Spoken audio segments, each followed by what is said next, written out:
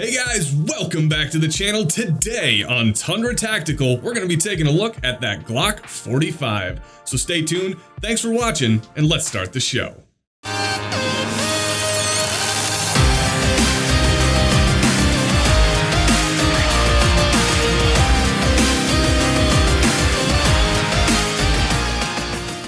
Before we get going, I do want to say a special thanks to everybody who donated via Super Chat on our live stream last week and all of our new Patreons. I don't know what happened or what I said, but you guys came through big. Thanks for helping me get down to that IV 8888 shoot.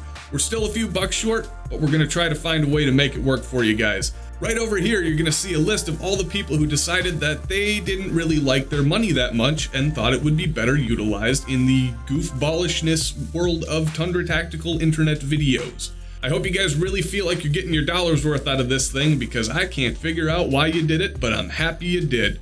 Thanks everybody, keep up the good work. Let's move on. Holy rusted metal, Batman! Glock has come out with a completely new gun, which is great because we've recently been beating these guys up for having some pretty average guns with extremely minimal advances in innovation. By the way, this means they're not great, but they're also not terrible either, just in case some of you forgot what average means and misinterpolated that to mean that we hate Glocks. The Glock 45 is the newest gun in the lineup and should be available any day now if it isn't already by the time this video is launched. Stay tuned while I, the bald guy who has a self-admitted mediocre knowledge of handguns, not to mention the fact that I haven't shot the damn thing, explain why I already hate it. Alright, satire setup complete, let's move on. First off, it's called the Glock 45, but it's chambered in 9x19. I'm confused. And yes, we do know that this has been mentioned in every other video covering the Glock 45, but to be perfectly honest, the ride on the bandwagon right now is just too damn comfy for us to consider leaving.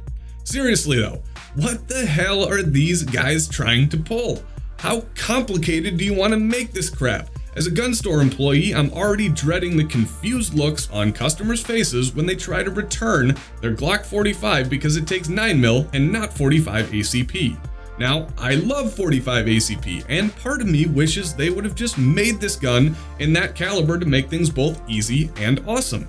But then again, 9mm is becoming an increasingly excellent choice because of the innovations in bullet design. Now there's almost no sacrifice for the effectiveness of the cartridge when trying to increase capacity.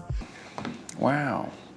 I also suppose I could do my damn job and educate customers when I sell them a Glock 45. Alright Glock, I will give you a pass on this one. The brand new and shiny Glock 45 is different from the 17 and 19 because it's recycling the full-size frame of the Glock 17 and the shortened slide of the 19. Hooray for inventing new things, am I right? But if I actually think about it for a minute, I guess the 4-inch barrel of the 19 is historically the most popular option for Glock customers. And the Glock 17 offers a great purchase for the shooter with the ability to keep a 17-round capacity within the confines of the grip. Ahaha! I see what you did there. You almost got me to say I like this thing. Well, let's try to change that, shall we? Isn't this just a 19X in a different color with a new name? I knew I hated it.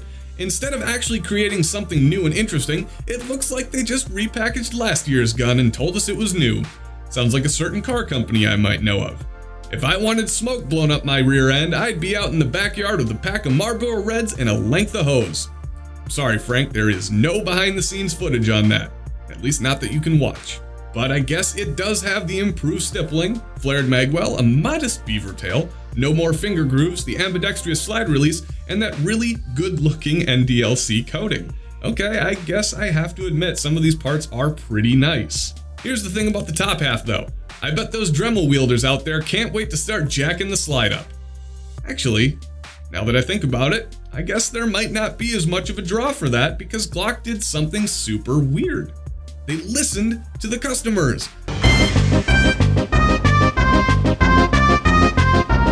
They added front slide serrations. Yes, ladies and gentlemen, front slide serrations are here as standard on your new Glock.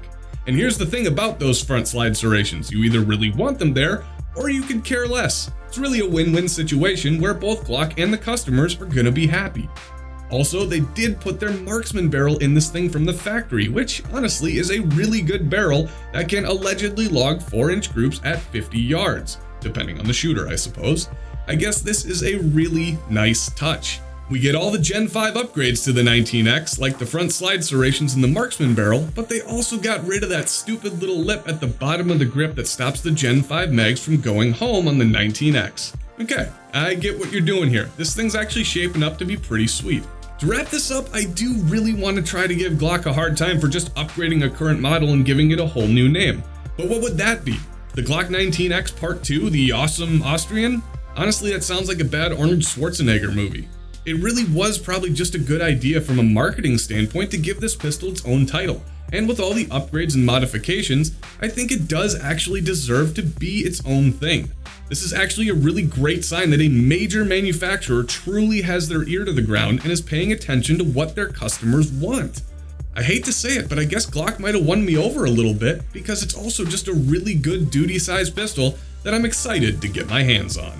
Alright guys, so if you disliked this video, then you probably left your sense of humor at home. But if you liked the video, make sure to smash that thumbs up button and share it around with your friends. Consider subscribing to the channel and checking out our Patreon page to stay up to date on current and future content.